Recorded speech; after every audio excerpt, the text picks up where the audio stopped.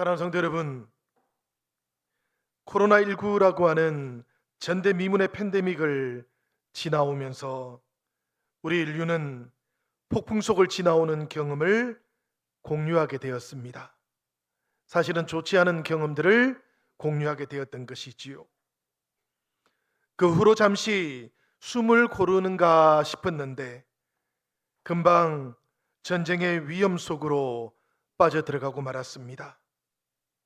그리고 지금은 미국에서부터 시작되어진 관세 전쟁이 전 세계를 압박하고 있습니다.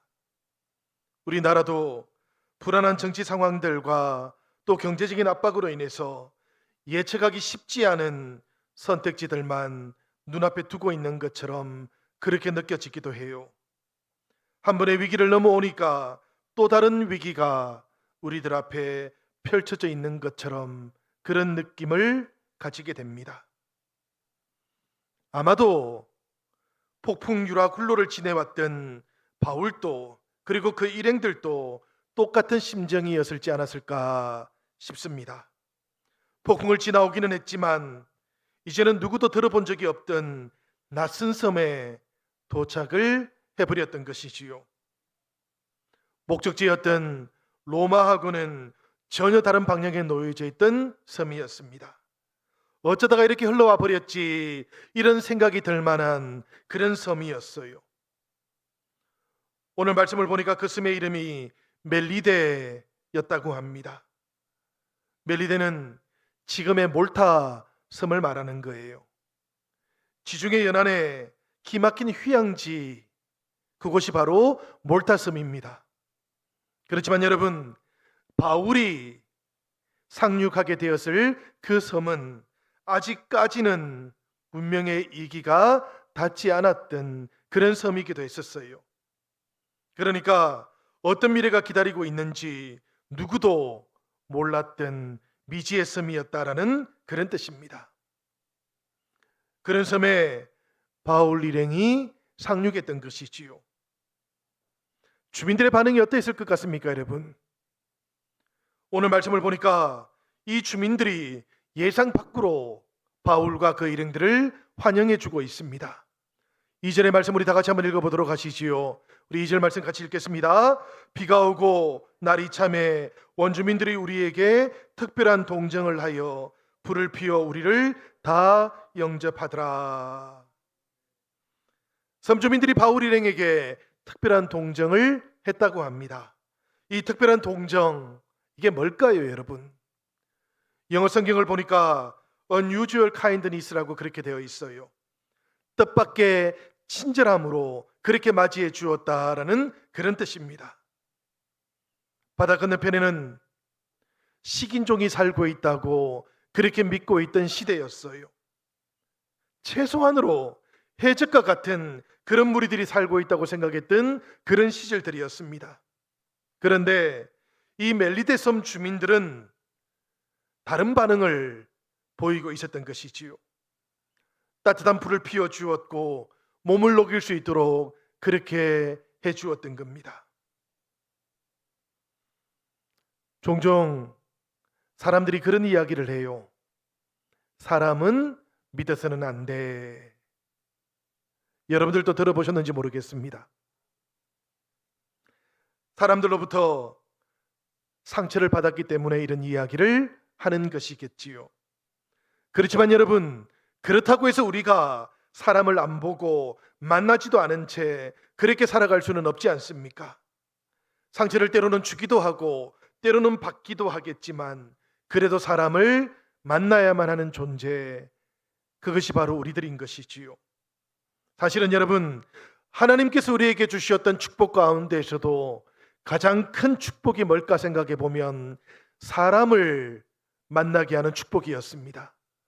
사람을 통해서 예수님을 소개받았던 것이고요. 사람을 통해서 우리들은 복음도 전해 듣게 되었던 것이지요. 그러니 여러분, 우리가 어떻게 해야 되겠습니까? 사람을 믿어서는 안 된다고 말하는 그 이야기들과 또 그럼에도 불구하고 만나야 된다라고 말하는 이 가르침 사이에서 우리들은 어떤 선택을 해야만 되는 것일까요?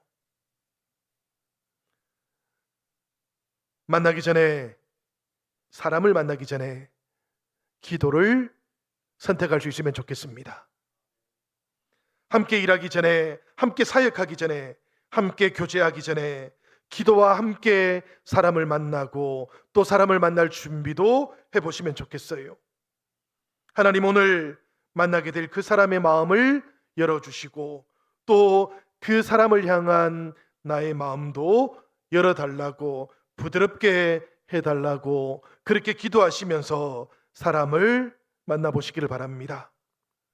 그러면 하나님께서는 우리들의 관계 속에 들어오시고 심지어는 갈등이 생길 수 있는 자리, 그 자리에 찾아와 주셔서 오해와 상처 대신에 치유가 있고 위로가 있고 회복이 있는 관계들을 만들어 가실 겁니다. 바울이 만났던 멜리데 사람들, 그들은 여러분 본래부터 천성이 착했던 사람들이었을까요? 오늘 말씀을 읽어보니까 멜리데 사람들도 순식간에 마음이 바뀌는 사람들이었습니다. 그렇지만 하나님께서 지금 그들의 마음을 붙잡아주고 계셨던 것이지요. 그래서 그들은 바울과 그 일행들이 해안가에 나타나게 되었을 때 특별한 친절함으로 그들을 맞이할 수 있게 되었던 겁니다. 우리가 성경을 보다 보면 이렇게 특별한 친절함을 가지고 사람들을 맞이했던 경우들을 종종 볼 수 있어요. 요셉이 애굽의 감옥에 들어있다가 바로의 술 맡은 관원장을 만나게 되었을 때 하나님께서 이 관계 속에 개입해 들어오셨던 것이지요. 그래서 요셉은 이 술 맡은 관원장에게 특별한 친절함을 보였던 것이고, 이것이 계기가 되어서 나중에 술 맡은 관원장은 요셉을 기억할 수 있게 되었던 겁니다. 루시 보아스를 만났던 것도 그러하고요, 에스더가 왕의 총애를 얻게 되었던 것, 이것도 생각을 해보면 하나님께서 그 관계 속에 들어와 주셨고 개입을 해주셨고, 그래서 특별한 친절함을 만나고 누릴 수 있게 되었던 것이지요. 성도 여러분, 그러니 우리들도 오늘은 사람들을 만날 때 사람들과의 만남 가운데에 우리들의 기도 그 방향을 한번 바꾸어 보면 어떨까 싶습니다. 하나님, 내가 만나게 될 모든 사람들을 통해서 은혜를 경험할 수 있도록 인도해 주시고, 그리고 그 사람들에게는 저도 하나님의 은혜를 전하는 하나님의 통로가 될 수 있도록 인도해 달라고 그렇게 기도를 해보시기를 바랍니다.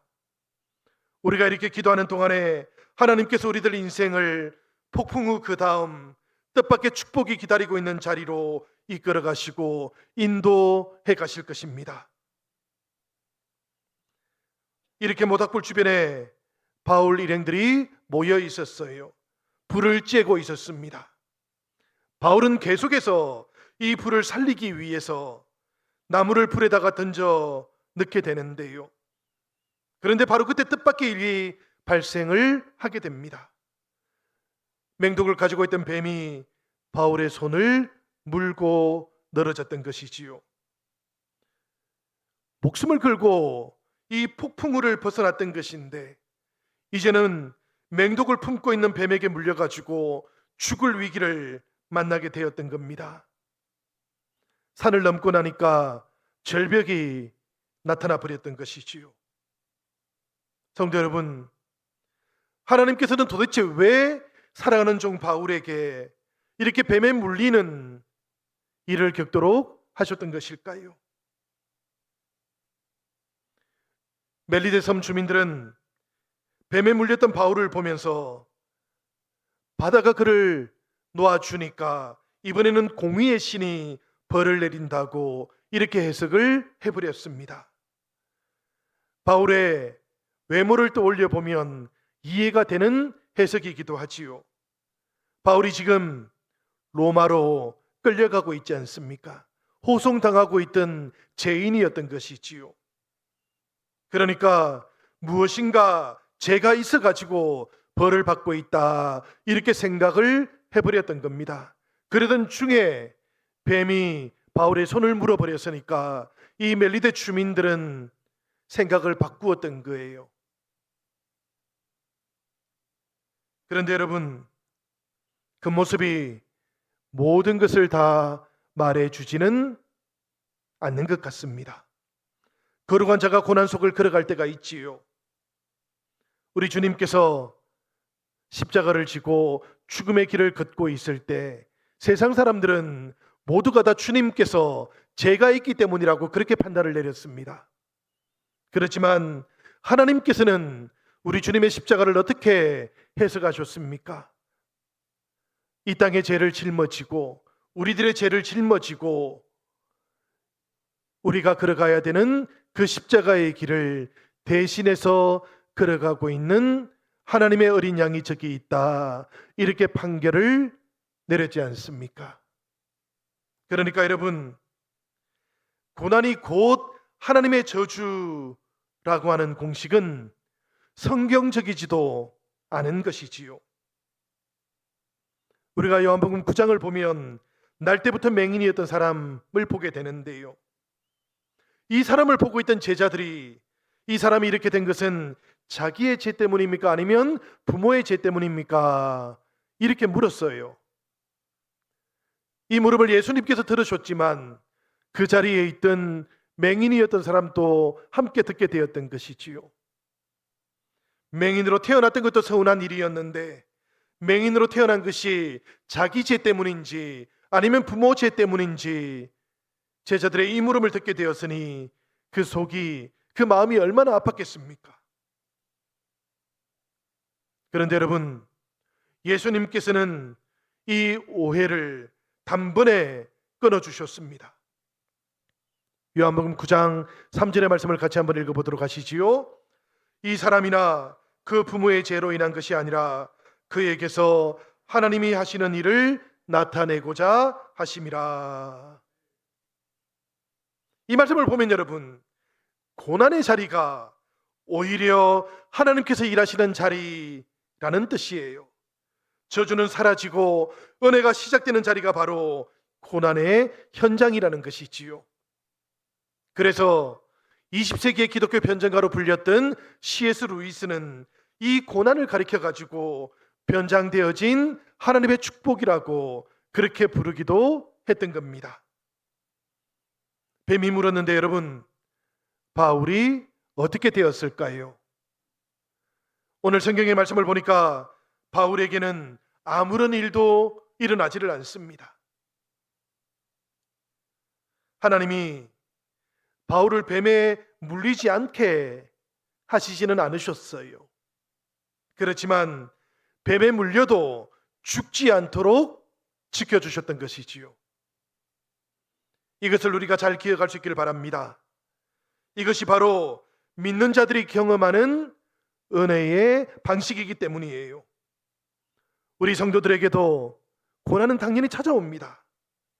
고난이 아예 찾아오지 않는 것은 아니지만 이 고난 속에서도 하나님은 무너지지 않는 은혜와 함께 하시고 하나님의 손길이 우리들 모두의 길을 지켜가고 있는 것입니다.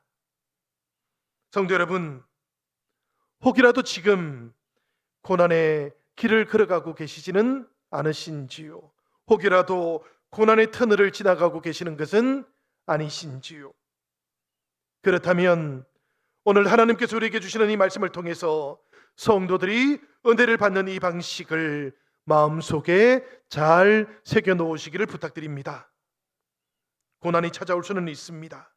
그렇지만 이 고난이 내 인생의 마지막 이야기는 아니기 때문이에요. 하나님의 시간이 여전히 남아있고 당신을 향하신 하나님의 카이로스의 때가 반드시 찾아올 것이기 때문입니다. 요즘 우리 교회에 항암을 받고 계시는 분들이 꽤 많으셔요. 일기도 있지만 뒤늦게 발견한 사기 항암 환자도 계십니다.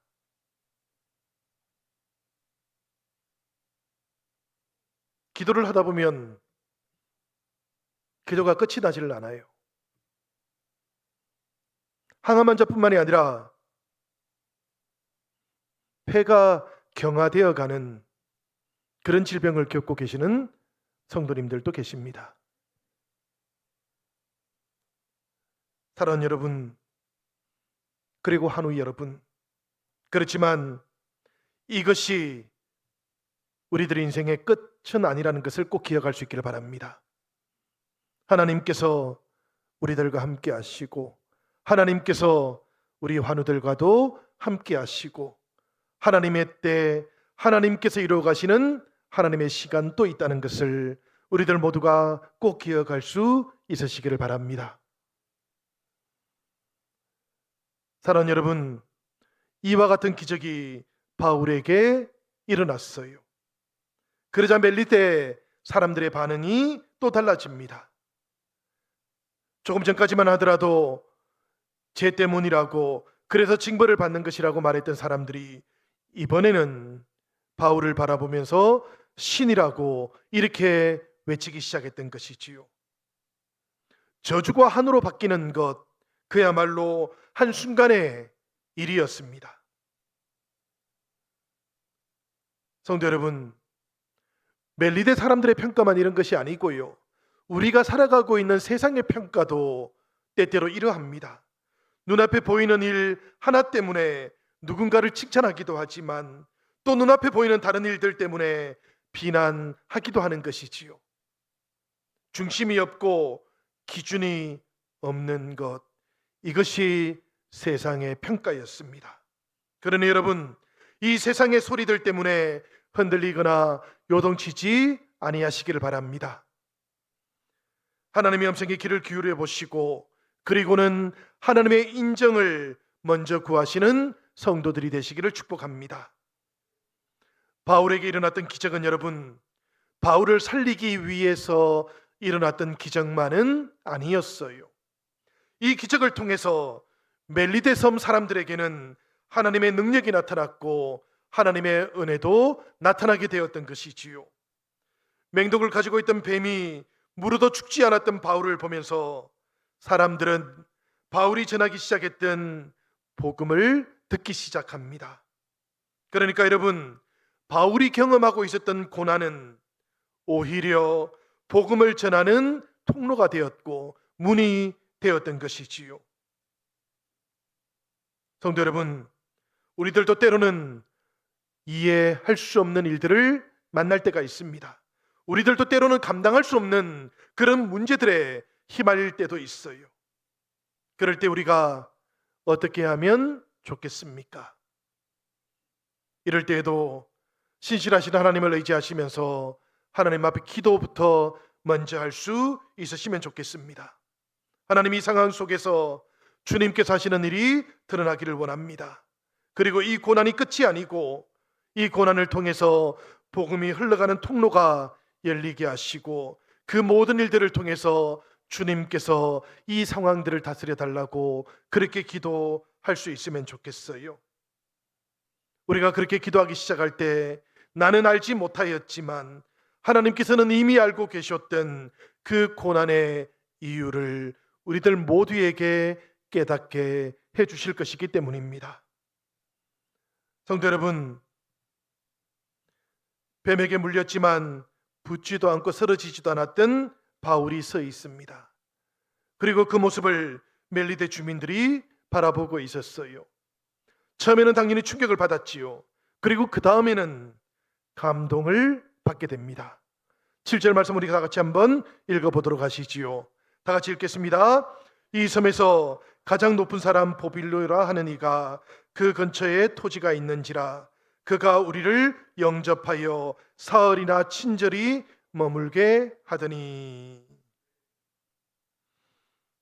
그 섬에서 가장 높은 사람을 뭐라고 부를까요? 이 섬에서는 아마도 추장이라고 불렀을 것 같습니다. 이 추장이었던 보블리오가 바울 일행을 초대했던 것이지요. 그리고는 3일 동안이나 극진하게 대접을 하게 되었는데요. 이 시간들을 통해서 바울은 보블리오의 아버지가 열병과 이질로 알아 누워 있다는 것을 발견하게 됩니다. 그리고는 찾아가게 되었고요. 그리고는 기도하게 되었고 안수하게 됩니다. 하나님께서 바울의 이 안수를 통해서 보블리오의 아버지를 치유시켜 주셨던 것이지요. 여러분, 하나님의 사람이 있는 곳, 그곳은 어디이든지 간에 하나님의 능력도 나타나야 하는 것이라는 것을 기억하시기를 바랍니다. 의학적인 지식이 없는 곳에서는 보블리오의 아버지에게 나타났던 것처럼 치유의 기적도 온전하게 나타나야만 하고요. 자유가 없는 곳에서는 자유케 하시는 주님의 능력을 따라서 자유하게 하는 그 능력도 나타나야만 하는 겁니다. 사랑하는 성도 여러분, 여러분들이 있는 자리들마다 우리 주님의 사랑이 나타나고 여러분들을 통해서 하늘의 기쁨도 나타날 수 있기를 기도합니다. 보블리오의 아버지가 나왔다는 소문이 퍼져가기 시작했어요. 그러자 섬 사람들이 이번에는 자기 집에 있던 아픈 사람들을 데리고 오기 시작합니다. 이렇게 아픈 사람들이 바울에게 찾아오기 시작하니까 여러분, 그 다음에는 어떤 일들이 일어나기 시작했을까요? 육체의 치유만 이루어졌던 것이 아니었습니다. 복음도 전해지기 시작했던 것이지요. 그래서 바울은 이 멜리데 섬에 3개월이나 머물러 있게 되었던 겁니다. 멜리데 섬이 복음화되기 시작했던 과정이 바로 이 양육을 통해서였던 것이에요. 그리고 이곳에 교회가 세워지게 되었는데 이 멜리데 교회의 첫 번째 감독이 누구였던가 하면 바로 이 보블리오였던 겁니다. 여러분, 하나님께서는 표류했던 이 바울을 통해서 나사렛 땅 멜리데를 하나님께서 기뻐하시는 거룩한 땅으로 변화시켜 가셨던 것이지요. 바울의 입장에서는 보면 그저 폭풍을 만났을 뿐이었습니다. 표류하다가 잠시 멜리데 섬에 머물게 되었을 뿐이었어요. 그렇지만 여러분, 멜리데 사람의 입장은 전혀 달랐습니다. 그들은 바울을 통해서 하나님을 만났고 바울을 통해서 복음을 들었고 그리고 바울을 통해서 치유도 경험하게 되었던 것이지요.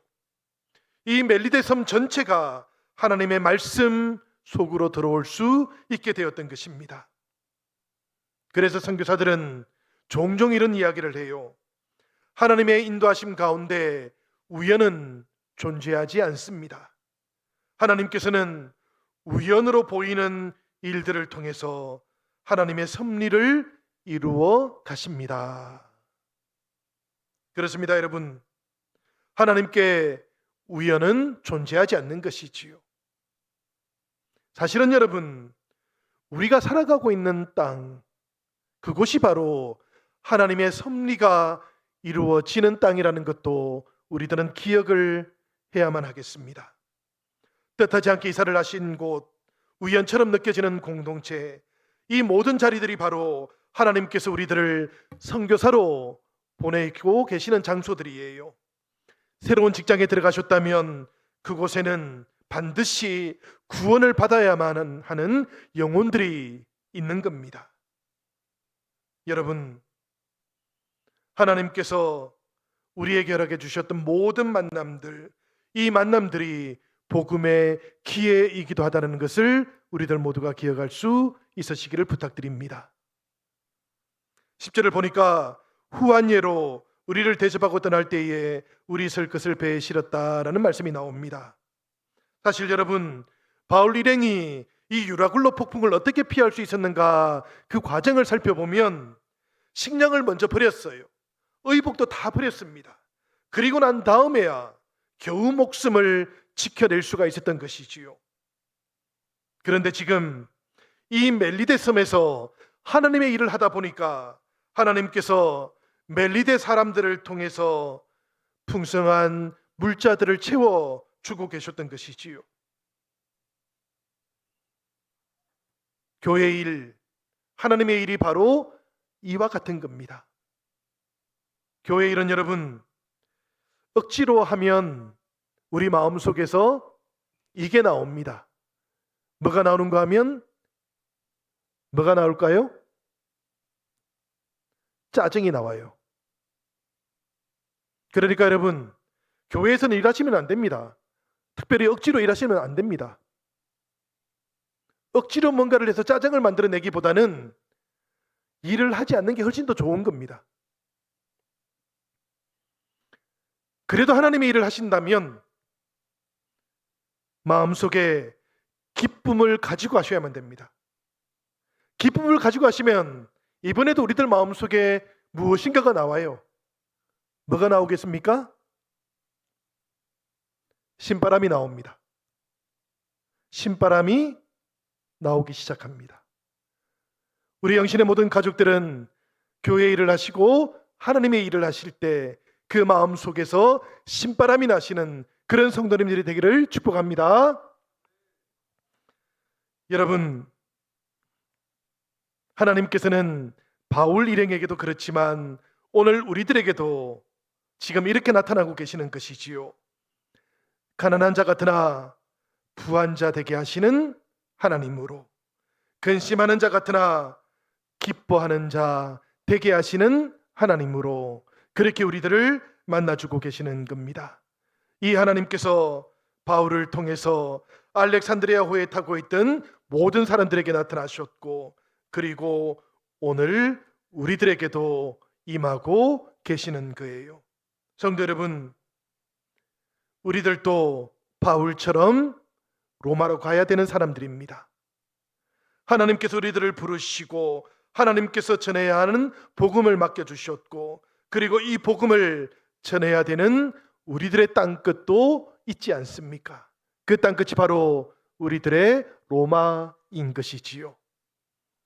오늘 우리들 모두가 이 로마를 기억하시고 그리고 은혜를 전하시는 복음의 증인들로 그렇게 살아가시는 이 성령 강림 후 6번째 주일이 되기를 우리 주님의 이름으로 축복하며 기도합니다.